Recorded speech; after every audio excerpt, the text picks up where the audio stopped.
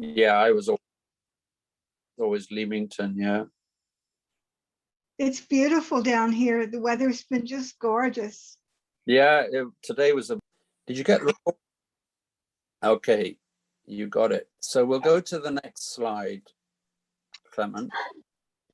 At the top right of this opening slide, of course, that's a great piece of neat turf made out of hydrocarbon plastic.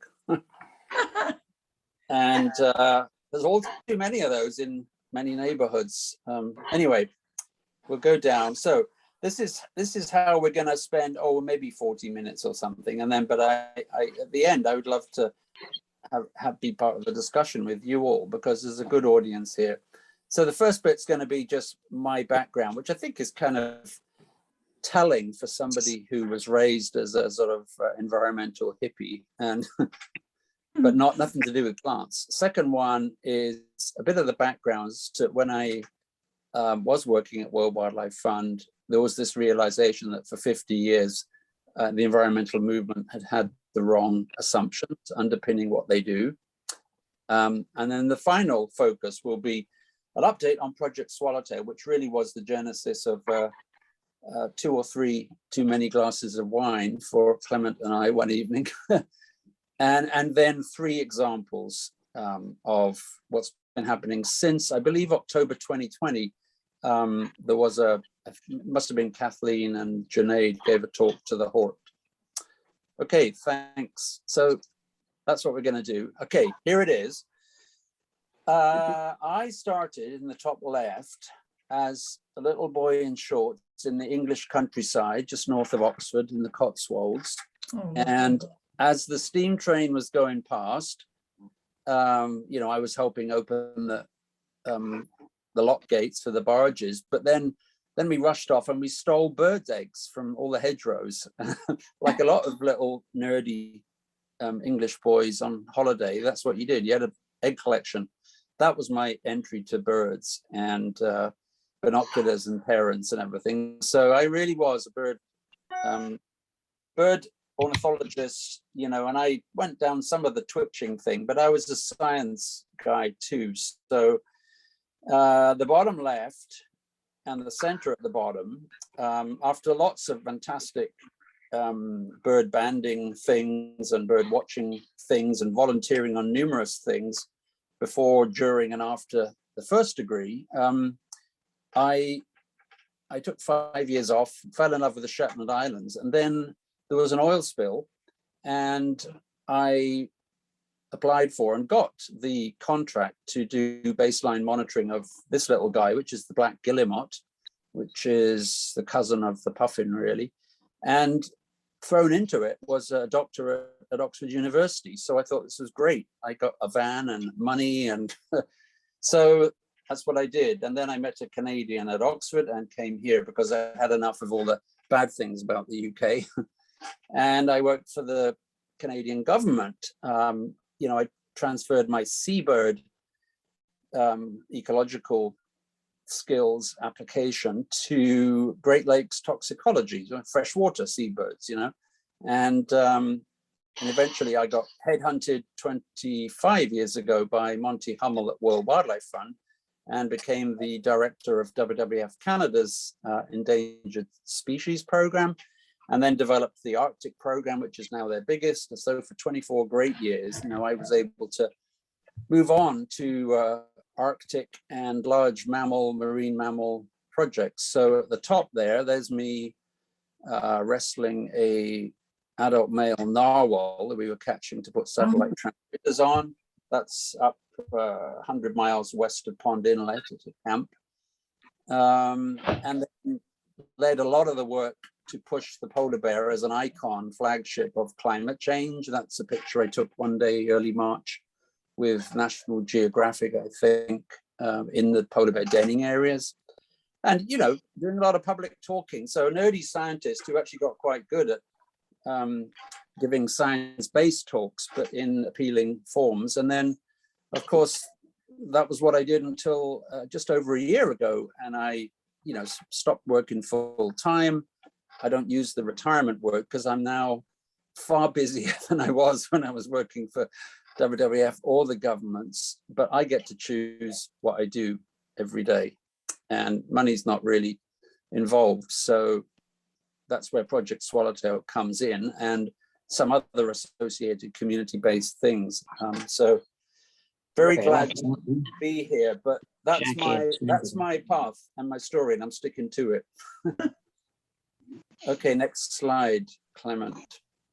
All right, so this is my rather pathetic attempt to capture something that became very important. So about 8 years ago, for those who don't know, maybe it's even 10 years ago, but the world's large environmental and social activist groups, Oxfam, CARE, Conservation International, World Wildlife Fund, the Nature Conservancy, they got together and they reviewed what they've been doing for 50 years.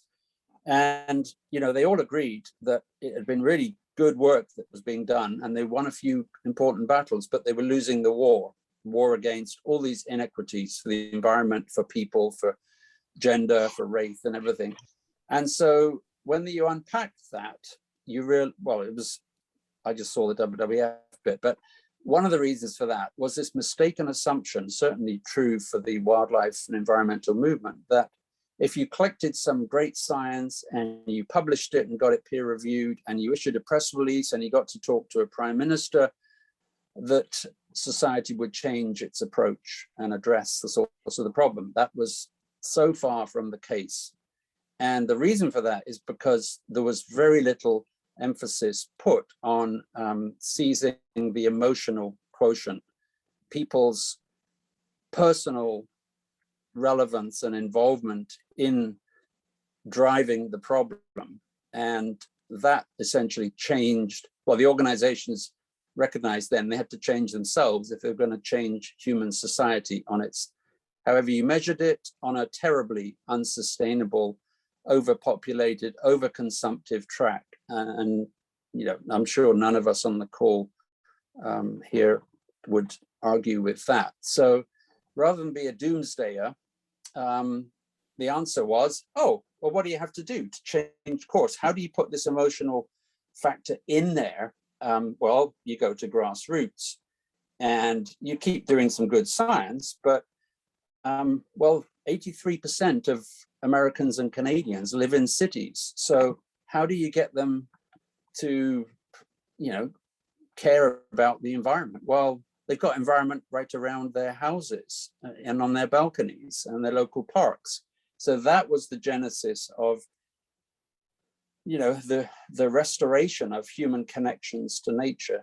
And of course, you know, a lot of effort I and others put in to document the climate change crisis and biodiversity crisis and the projections for how many tens of thousands of species are going to wink out by the time our grandparents are there, and what's going to happen at 3.5 degrees warming. But really, I decided at that point that what I wanted to put my efforts into was showcasing what happens when you engage people who aren't already engaged. And that's through putting much more helpful plants in as ground cover in urban areas close to where people spend most of their lives and where they live, of course, which is usually the place that they choose and they love to live there. So they have some emotional bond with that area. So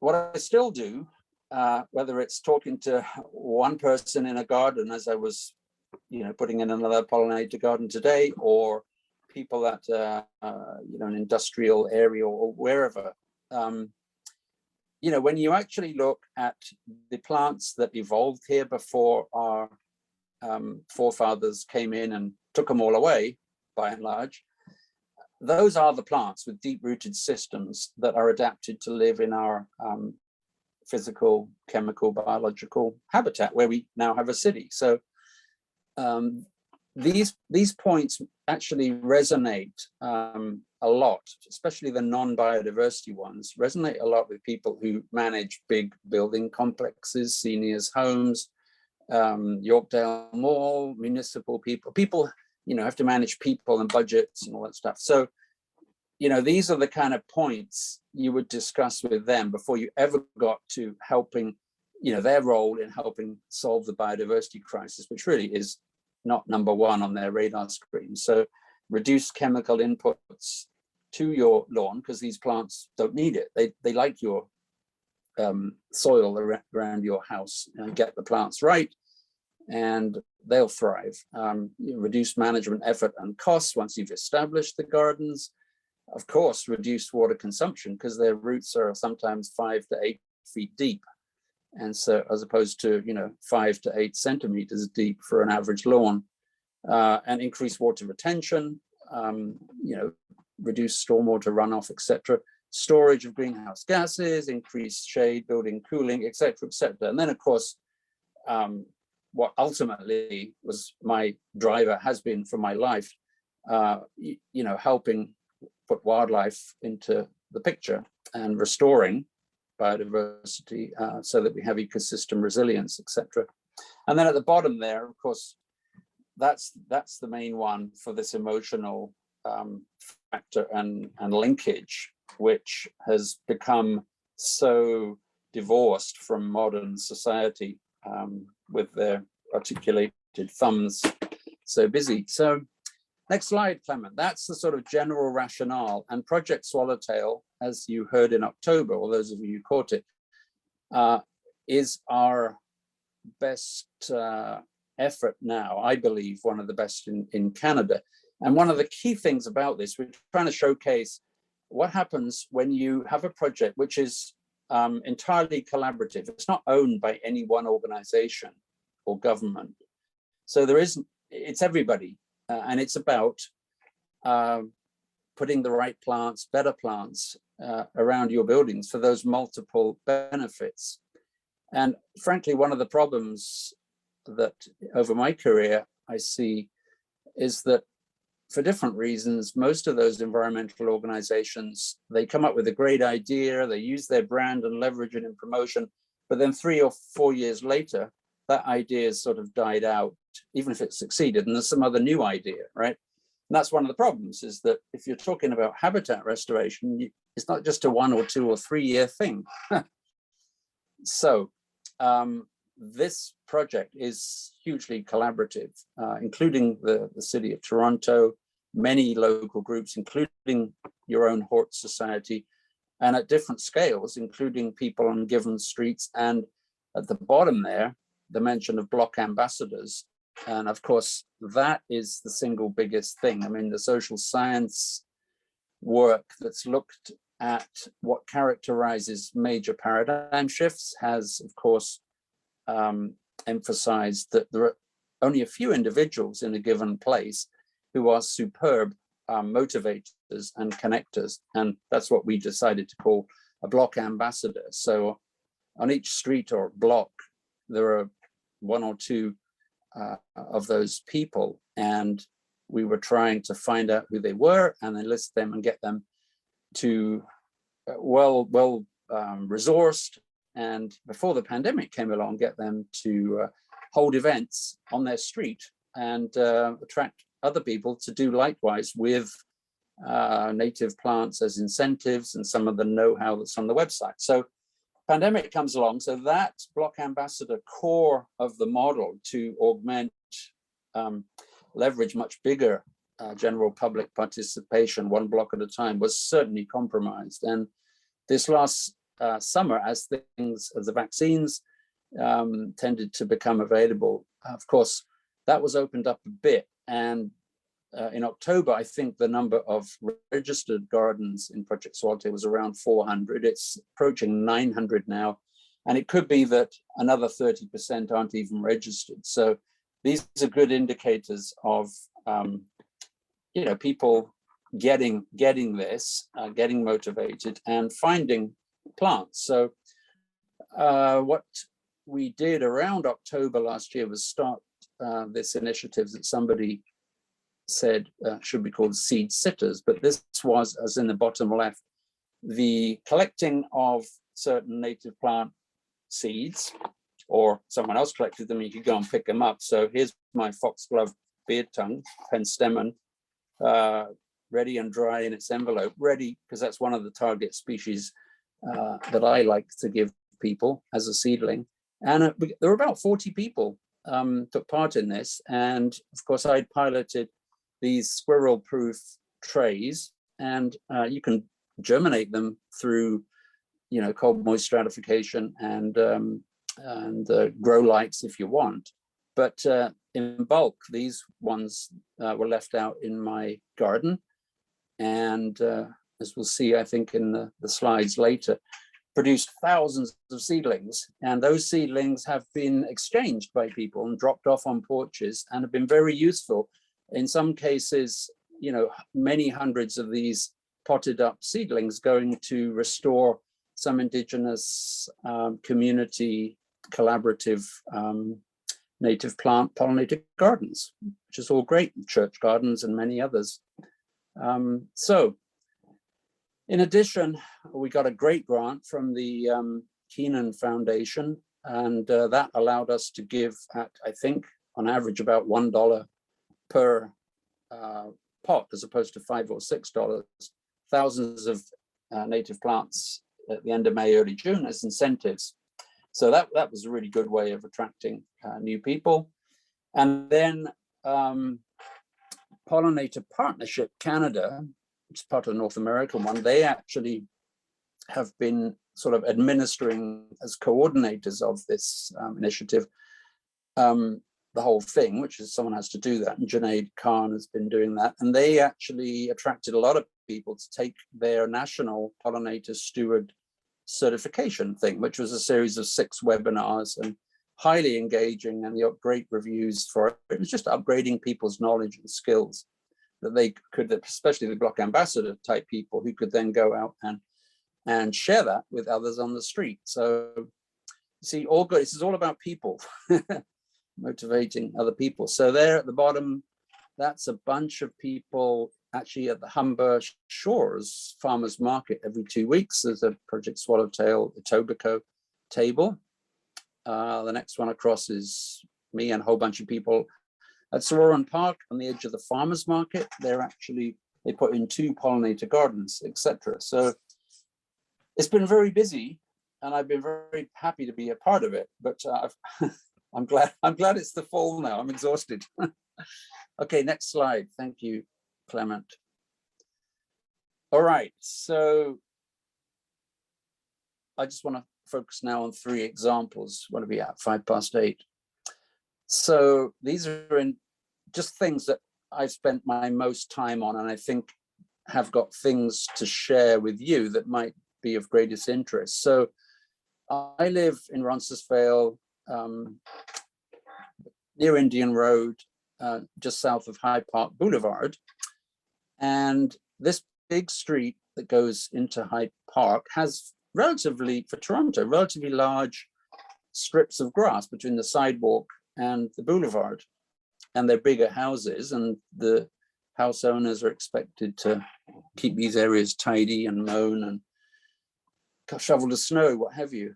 So eventually, thanks to Patricia Landry, who's head of environment really at City of Toronto Parks and Environment Departments, she and the Transportation Department had said that actually, as long as you just kept them informed and sent a sketch of what you plan to do, consistent with the growing number of City of Toronto commitments to be more constructive, you could grow other kinds of plants on the boulevards. And really, a number of us have been pushing Toronto to follow Edmonton and Mississauga and a few other places. And they did. And they said, well, that's okay. As long as your plants don't get more than around 85 centimeters above ground height.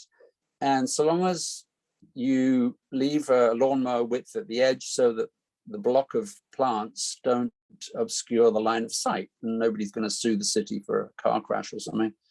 And so that's what we did. So started with 3, and that's just the early stage. Next slide, Clement, please. And then there are now 6, and there's a bit of a waiting list. So it only takes an hour and a half for me and a couple of the other active volunteers and this is all of the plants that I've grown are in here. There's one or two from that Project Swallowtail spring subsidized plant giveaway, but we picked mostly the sunny areas, and in an hour and a half or 2 hours, you can move it from the discussion, just scalp the turf off like my dad showed me when I was a kid, and you end up with the middle picture at the top, where we had some black stakes and chain, put the mulch down, put the plants in, and lo and behold, I mean, there's a young girl planting, and the bottom left is one of the best examples. That's Ellen Morehouse's garden, 56 High Park Boulevard, and she's really active and keen on this. But those are all first-year plants that decided they loved this little boulevard bed, and that's what they looked like about 3-4 weeks ago. Incredible. And of course, there were black swallowtail caterpillars on them and numerous bees that I can't identify, etc. So that's a huge success, and we're going to put another one in within a week, the final one of the year, and in a partial shady bed there, actually. But what's interesting there, you really need a PR person when you're digging away there. I think the average age of that digging crew is about 71, but everyone's into it. But you need a PR person on the sidewalk, because at least 2/3 of the people who walk past stop and say, "What are you doing?" And then, of course, they're all delighted to hear about this. And the fence with the chain link is a really important part of restricting dog crisscrossing and digging. And I have to say, of these 6 beds, there is not one that's actually experienced any damage from dog poo or dog digging or people trundling through. So, and there's a lot of stewardship, of course, from the adjacent homeowners and the people who rent apartments and things there. The top right picture I threw in because that's a bed down in South Parkdale, actually, that Sandra Pella and I helped create. Just a random guy came up one day to us as we were doing another bed and said he was interested. And of course, it's great. I mean, a lot of the plants also flowered in the first year. It's right in the heart of South Parkdale on Tyndall Avenue, with even wider grass boulevard strips.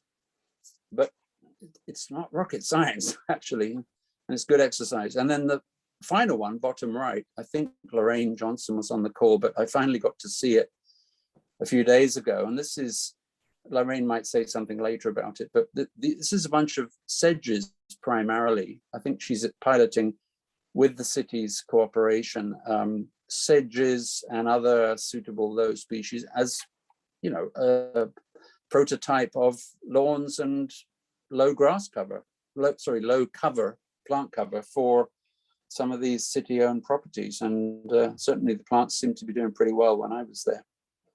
So, much as in the Blooming Boulevards program that Jeannie McKnight in Mississauga has been spearheading, I mean, there's a big increase in this activity still in an informal way, but I wouldn't be surprised if Patricia and the City of Toronto do something based on this and the big success to sort of encourage it more. And obviously the Pollinate TO community grants are, some of those are actually including boulevard beds too. So it's good. It's moving in the right direction and fast. Next slide, Clement, thank you. Okay, seed sitters, yes. So for those of you who haven't done this, but are interested, I have to reassure you that the native plant nurseries aren't feeling ticked off about this, because this is pulling custom away from them. In fact, because companies like Loblaws are commissioning more and more potted native plant seedlings in the spring, I think the supply is having a hard time to satisfy the increasing demand for quality local Ontario native plants. So, but right now, there were many thousands of plants of probably 50+ species that Project Swallowtail grew in trays in different gardens or windows and basements. This is just a sequence from my back garden, which is not big, but I had 40 different trays there, and there they are in the fall. Then they move to February, and then the light comes back with some power, so you can bring some of them into the little plastic greenhouse. I don't have a glass greenhouse, so there's no external heat or anything. And then these ones don't germinate as quickly as, say, the commercial native plant nurseries to the north of Toronto do, because they, from really New Year onwards, they're using propane heating and other techniques to advance the growth and the germination and growth in order to meet the May demand. And that picture in the top right is a bunch of species, but they're pretty small. They're not big enough to put into 4-inch pots quite, but that's probably May 30th or something like that. But of course, as you all will know, May was the driest May on record for Ontario, and it's always a dry-ish month. And the best time to plant new plants is not May, it's the fall, September and October.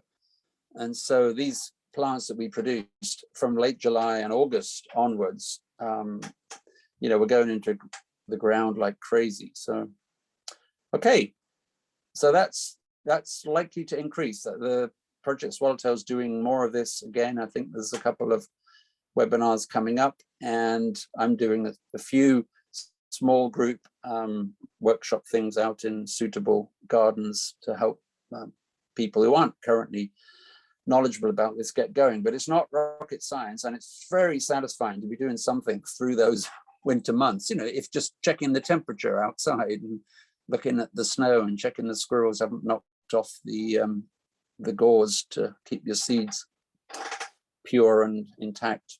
Next slide. Thank you, Clement. You're doing a great job here. All right, so I think Project Swallowtail has been going for 2 or 3 years. Is that, maybe it's 3 years. Is it, Clement?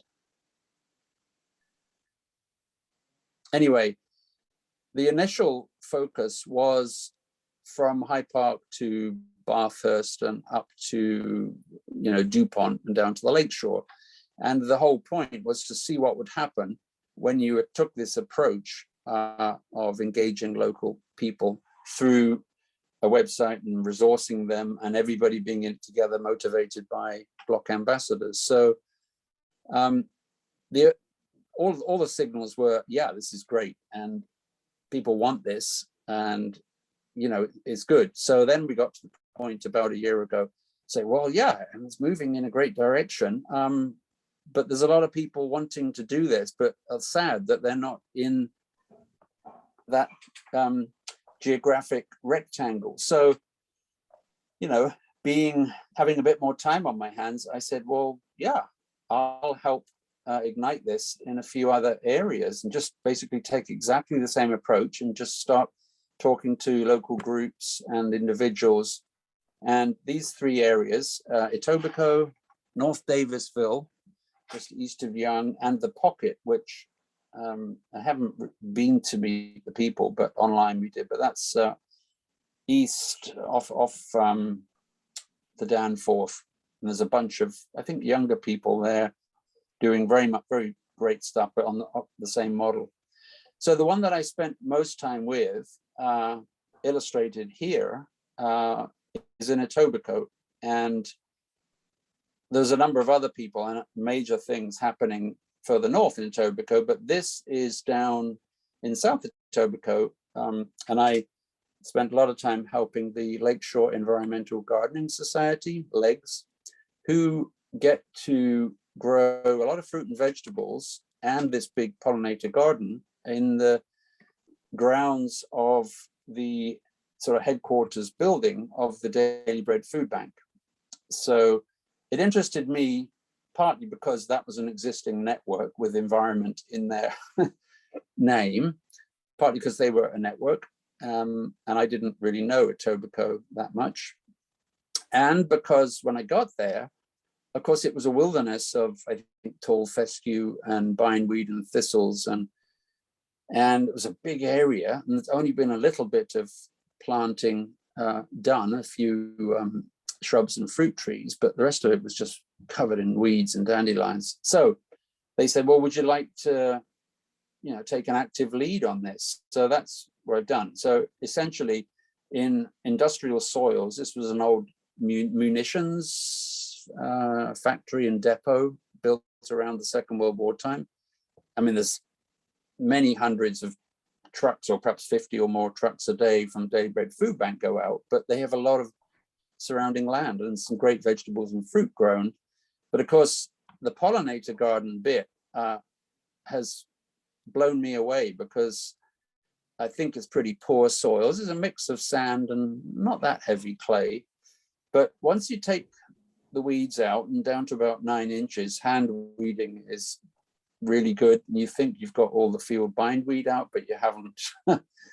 But even though I was ready to give up, I learned by late May, mid-June, that I wasn't watering enough just to establish the roots. And so once I started in that first critical period, watering pretty much every day, deep watering, things, all the plants, I don't think I had anything die.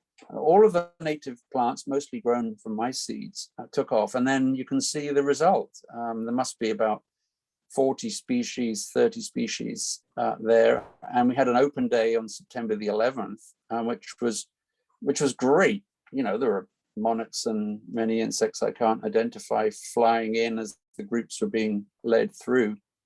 And, equally there was the Saskatoon berries and pears and mulberries and other things that people were harvesting. So I love this site because it's scaled up from the majority of gardens in our initial West Toronto area.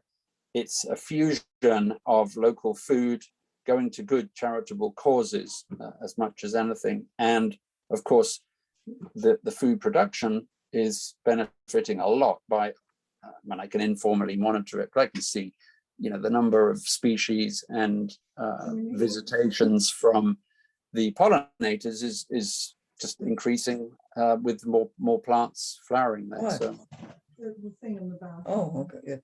Well done, you. I don't know. Are we okay, Clement? Yeah, would whoever's talking about their bathroom mute That was, themselves? sorry, that was Joyce. Yeah, you're free to go for a bathroom break. I'm actually towards the end of my slides, I think. What's the next slide, Clement? Oh yeah, that's right. A bit of indulgence here. So the top, this is, of course, on the side of this, some people give me a bit of pocket money to redo their gardens.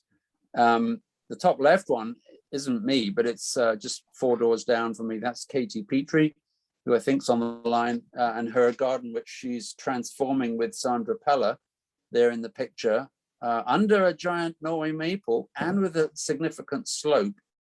And I've helped them a bit, but I'm very interested to see, there you've got a gradient and those sucking Norway maple roots. I'm very interested to see how successful this is. And that's their recent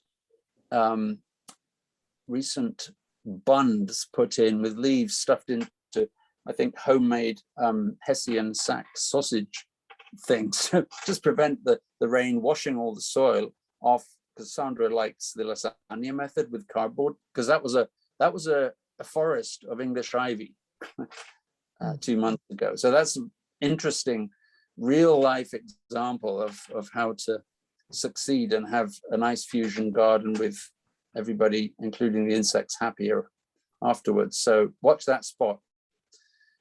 The second one, I've been doing a few gardens on Shore Street, and again, it's remarkable. If you thoroughly dig down to 9 inches and take out all the goddamn goutweed and creeping bellflower, it's amazing. In the first year, the production of native plant flowers and all the insects is just phenomenal. And this is a fusion as well, because this lady likes hostas and stonecrop and other ornamental things, but it's probably 2/3 native plants now. And And the project I was working on today is a garden, because they saw the sign, they loved the garden transformation, and that's what I was doing today for another family. And then the bottom right one, for those of you who haven't visited my garden, that's my backyard, which is essentially 27 years on from asphalt, converted when the kids came along to grass, the usual progression. And then the kids didn't want the grass, and so it became vegetables and a fusion. And that really is my own seed orchard on the right-hand side of the picture. There was about 50 species of native plants. And, you know, it's a fantastic theater in July and August of insects that I just marvel at. And I just give up trying to identify them, most of them. But there's a lot of this going on now, and it's, for someone like me, it's really invigorating. And you know, you can have grass juxtaposed with these local vegetables and native plants, but it really is, the paradigm shift is actually going on right as we speak here in our neighborhoods. Next slide, Clement, is, oh yeah, so this is my last slide. So my favorite things this year, so there's a bit of a story. The top left one, those are all Southern Ontario rescue plants, except for the yellow trillium there, which somehow my wife got, and it seems to like it there. But it's great for a 3-week period in May, and then it just, that's it, it's done its thing.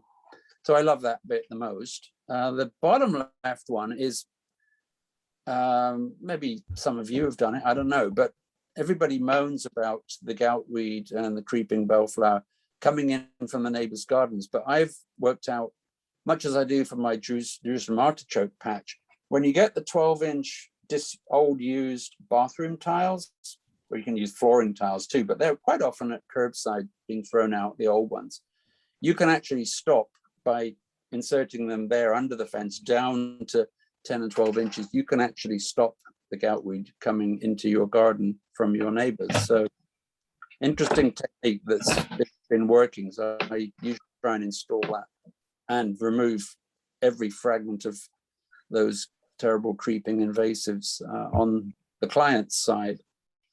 The top right came about, that's me making leaf mold. So I forgot to mention earlier in the talk, but my brother and I had both had parents who were both parents were horticultural farming background.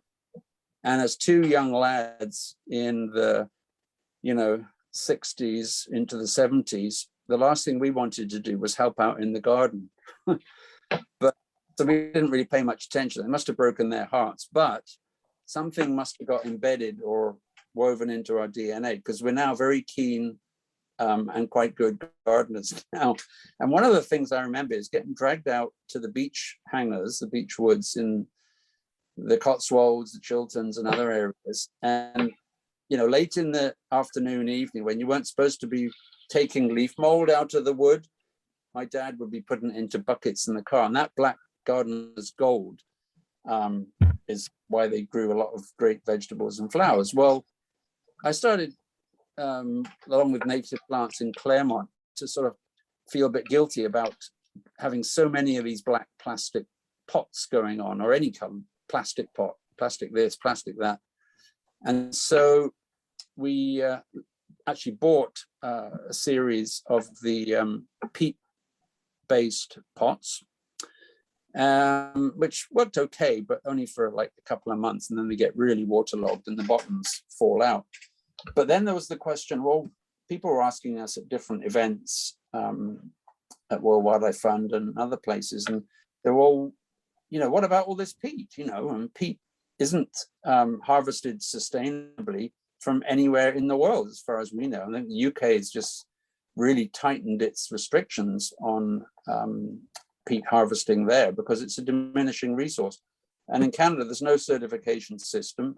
Some of it comes from northern Quebec, northern Manitoba, but there's, anyone can call it green peat, but they don't know. So one of the alternatives is not to have to use peat in your garden operation. And one of the keys, certainly for the potting soil, because peat is, you know, the main ingredient there with perlite, is to actually make your own leaf molds. So I bought myself last fall a Works, you know, high torque mechanical shredder for leaves, and I got all the good maple leaves and shredded them and followed the online tutorials and made a whole series of different containers, just the standard chicken wire circular ones you see there, and waited, left the shredded leaves there.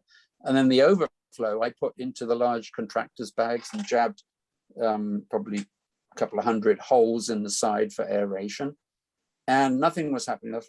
Now, if you visited a year later, nearly 11 months later, those leaves in, well, those two containers you see in the top right, they're about half full, because through my fungal action, I think it is mostly, it's basically turned into leaf mold.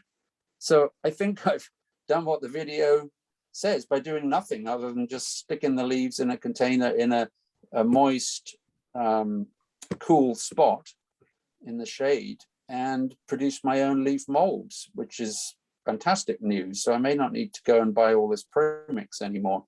So I'm going to do pilot that as my potting medium this coming winter and spring. And then the bottom right picture is, I have to thank Sandra Pella for this. She gave me some seeds from this spectacular Monarda punctata spotted bee balm, and I germinated and grew them, and all but one of the plants I gave away. People just loved them. And this is the one in my garden. I don't know, I've lost count. It's probably got 80 little flowers on it, and it's just loved by the golden digger wasp. And thank you, Sandra. It's just such a beautiful plant, and I'm going to collect all these seeds and grow some more next year. It's just a wonderful low addition, and it's spectacular and loved by pollinators. And so can't thank you enough. Okay, that's kind of what I've been doing. What's the next slide? Oh, it says thank you. There we are. Namaste. Oh, and that's the big thing. Yeah, somebody was in my garden picking up some other free plants, and they said, oh, what's that giant thing there? And I'd never seen it, but he spotted it. So this is the first time I'd ever seen the eastern cicada killer wasp, which Stephen Humphrey had actually seen and photographed in Hyde Park. But it is huge. And that's it on hairy mountain mint, I think. I only saw it that one day, but it, according to Mike Oldham, is a pretty recent, well, you'd know, Clement, pretty recent colonist. It used to just have been recorded in Pinery, I think, but it's obviously climate spreader as we come north. So thank you very much for listening. I hope there were some interesting things in there, and I'm here for the chat. Well, thank you very much, Peter. That was amazing. I love it. Yay. Bravo. Thank you. It was everything I wanted. It was how you started the seeds, and some about you and all your amazing projects. And it was very inspirational. And I love all the block ambassadors out there digging up the front and get rid of that silly lawn. So yeah, thank you so much.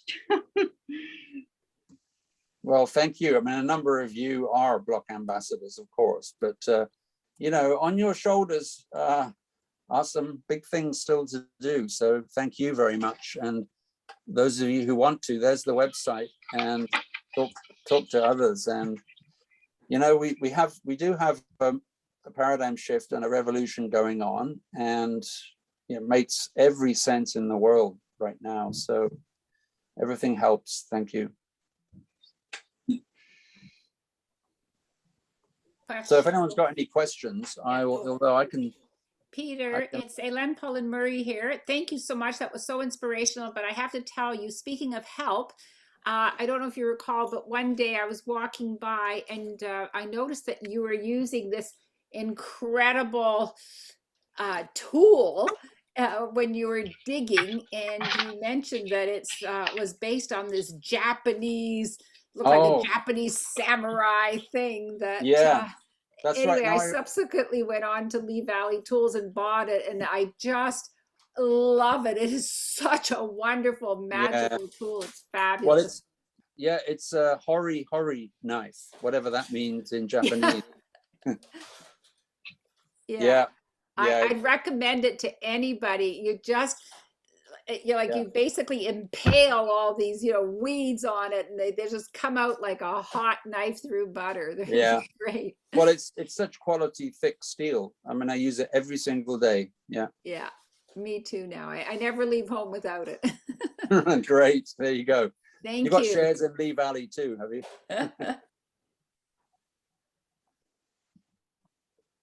Hi, it's Abby here. I've got a question. Hi, Abby.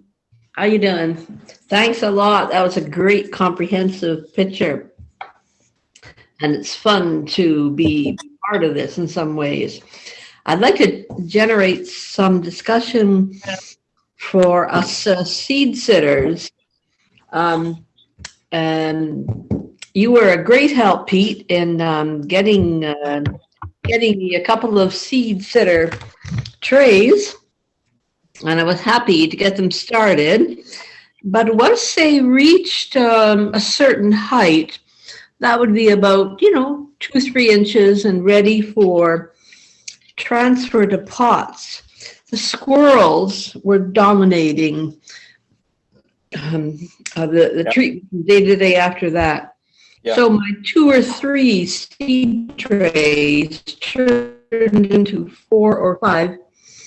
And if I couldn't give them away fast enough, I was, going back and forth to the garage with them every night and hoping that the squirrels weren't just terrorizing them for fun during the day.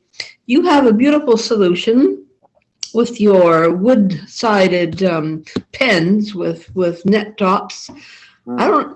That's a great solution for some. I don't know if it'd fit for my garden. Do you or anybody else have any other solutions about how to do successful battle with the fat squirrels?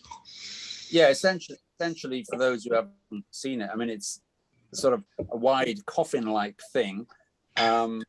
Maybe the height of the sideboards is about 10 inches to allow you to put a 2 or 3 foot wide strip of hardware cloth over the top. And then, of course, you've created a barrier for the squirrels, but you've let light and rain come in. But I have to say, just last weekend, Douglas Counter, who I'm sure many of you know in the northern central part of Etobicoke, I finally went to his house, and wonderful guy, and he'd never ever thought about growing seeds until I got him into it in the spring and gave him some seed trays, and now he's totally into it. He runs these big butterfly tours in his garden with masks and scheduled tours for people, but he built his own vertical form of what I'm talking about, which is actually much better than mine.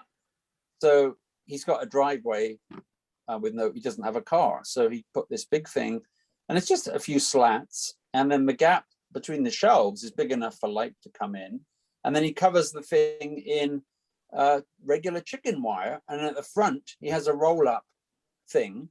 And when he wants to go in, he just rolls it up, and he can get off shelf whatever tray he wants for the people. And he gives away but that's a much better design than my space consuming coffin-like things with wire lids. So I'm going to get his advice on the designs, and I think that would be the answer to the problem at the stage you're talking about, Abby.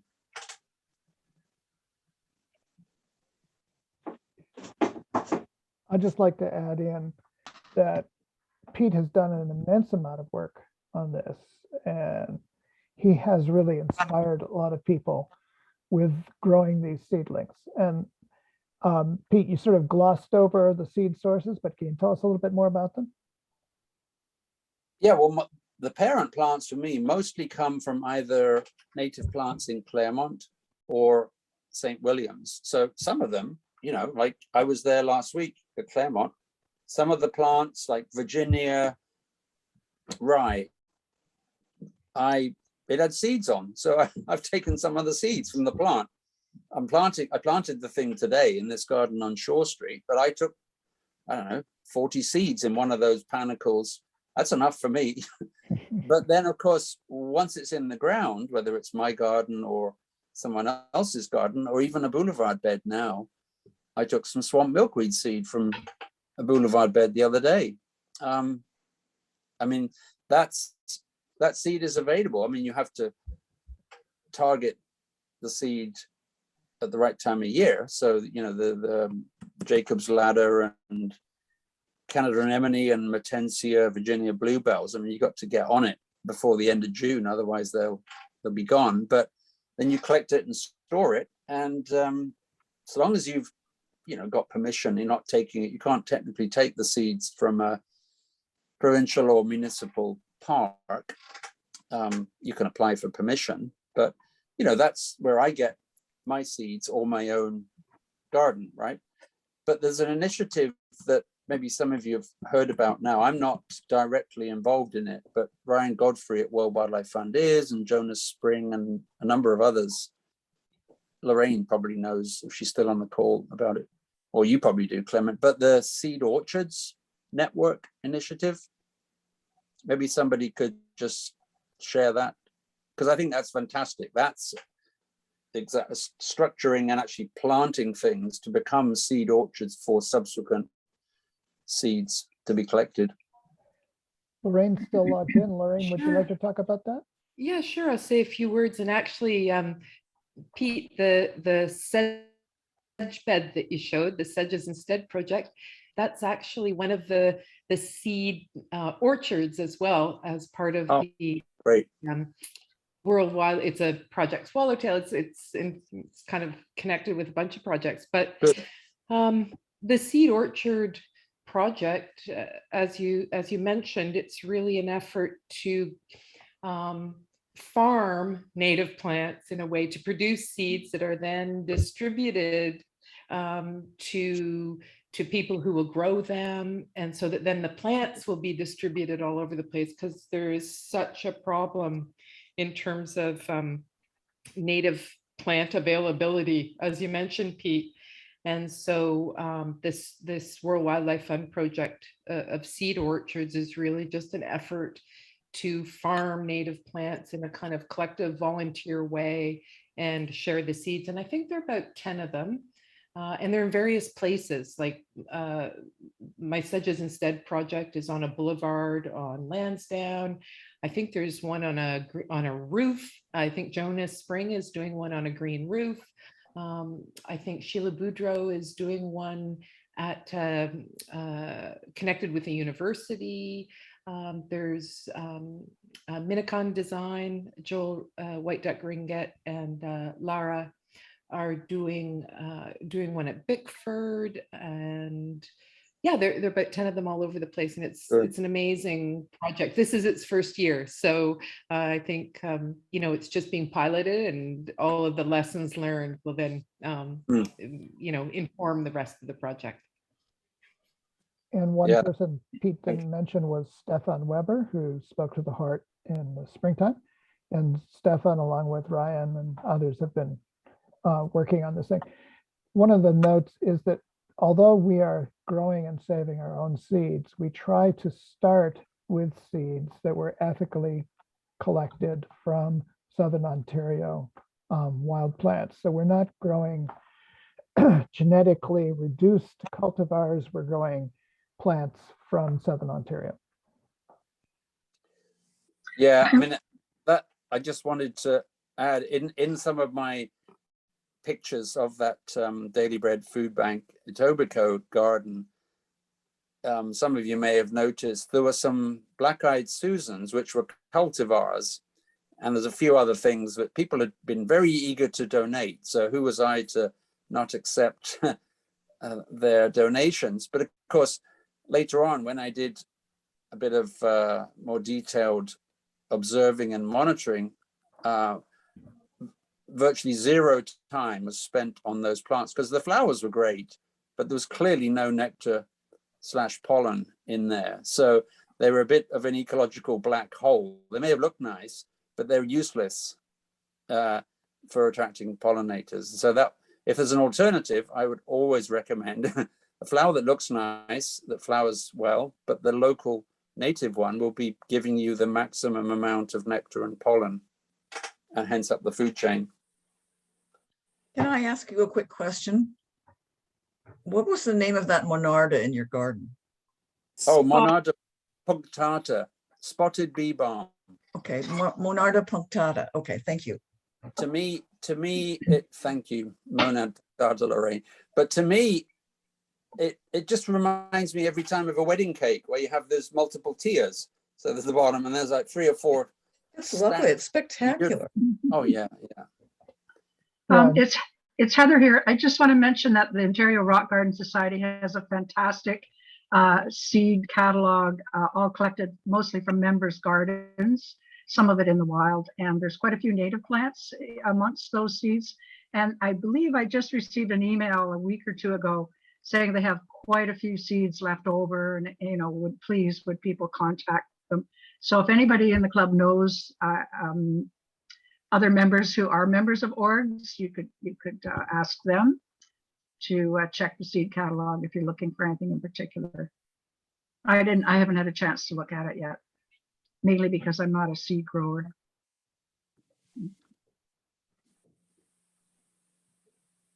I'm waiting for other questions, but I've always got more if I don't hear from you. Pete, you showed us a picture, well, several pictures of you out planting with people in various locations.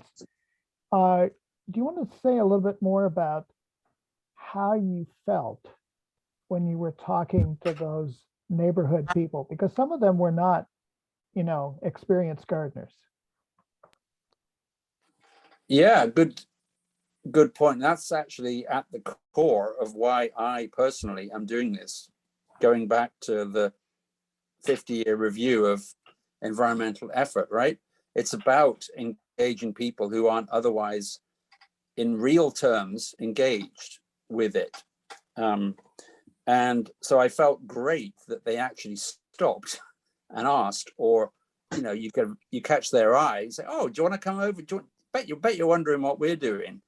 And you just need a little bit of open, popular communication savvy, and they're hooked and engaged, especially when you're doing something slightly different, because most people are walking a dog with a standoffish, but I felt fantastic, especially when there's some young people there, of course, and families stop, and it's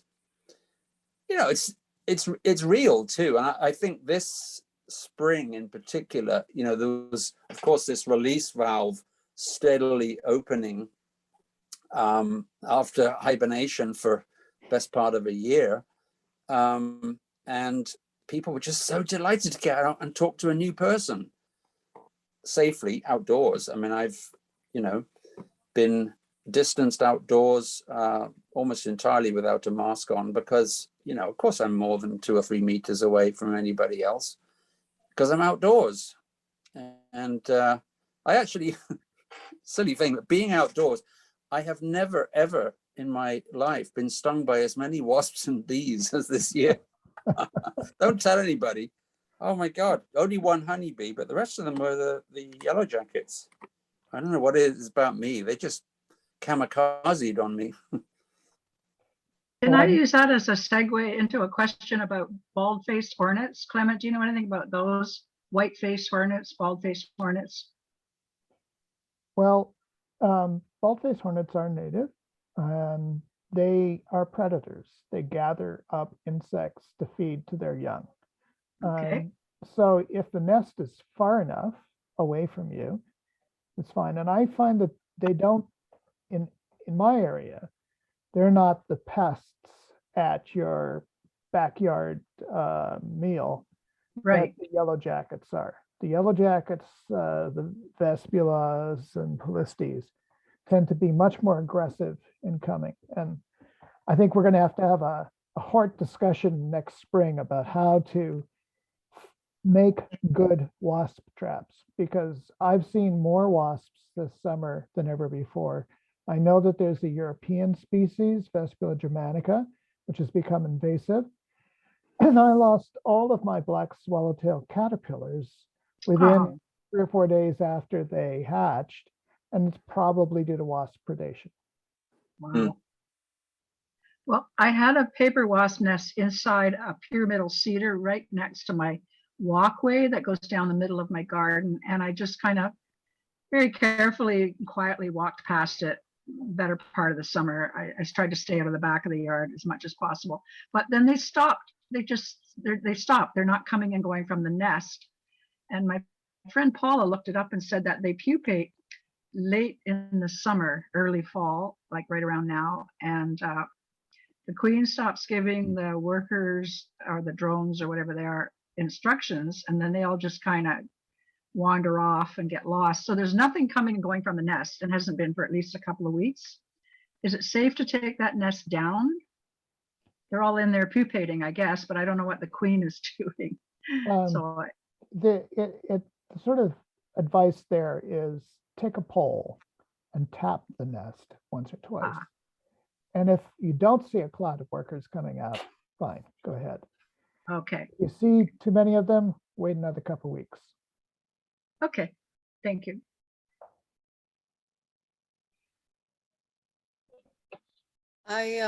Pete mentioned getting rid of the bindweed. Now we do have an issue at Kathy's garden with bindweed. Pete, do you have any advice?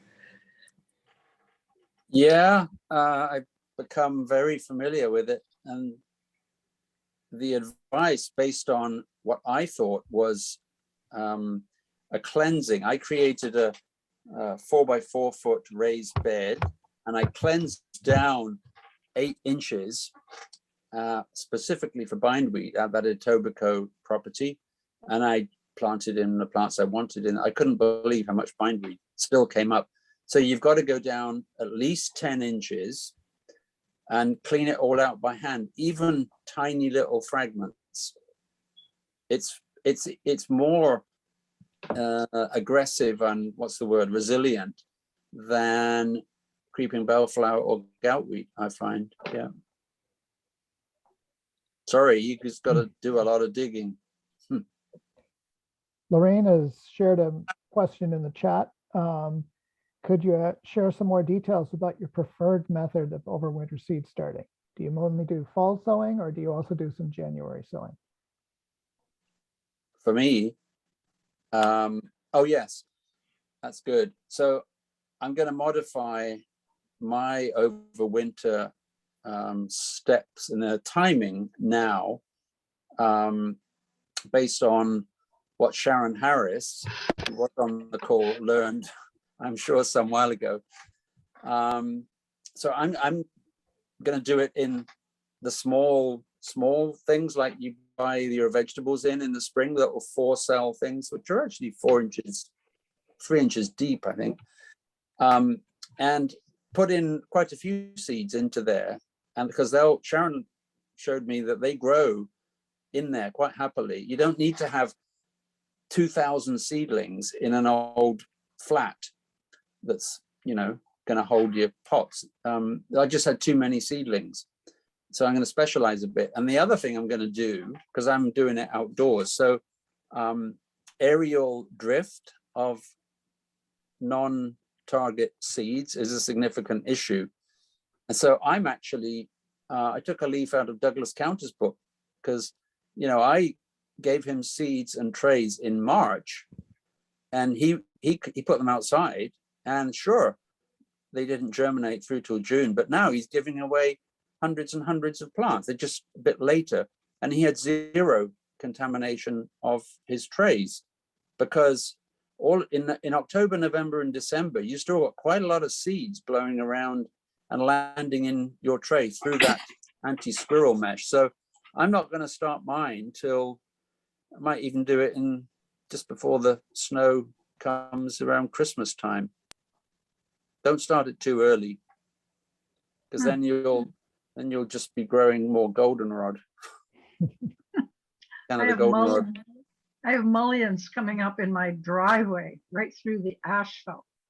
Yeah, I've got a whole bunch of seedlings from a mother plant that I had last year. Yeah. Since there was a fair bit of enthusiasm about the Monarda punctata, I will say that in my experience, it's a short-lived perennial.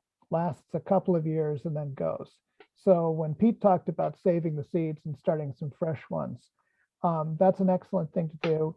And if you can learn to recognize the native sown seedlings that just, pop up around the mother plant, that's a good thing, because it doesn't last anywhere near as long as the other monarchs. Mm. Yeah, that's good.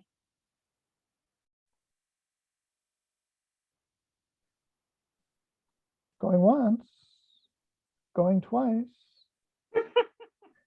Ron? You're a good, You. you're a good. Ron, did you want to say anything?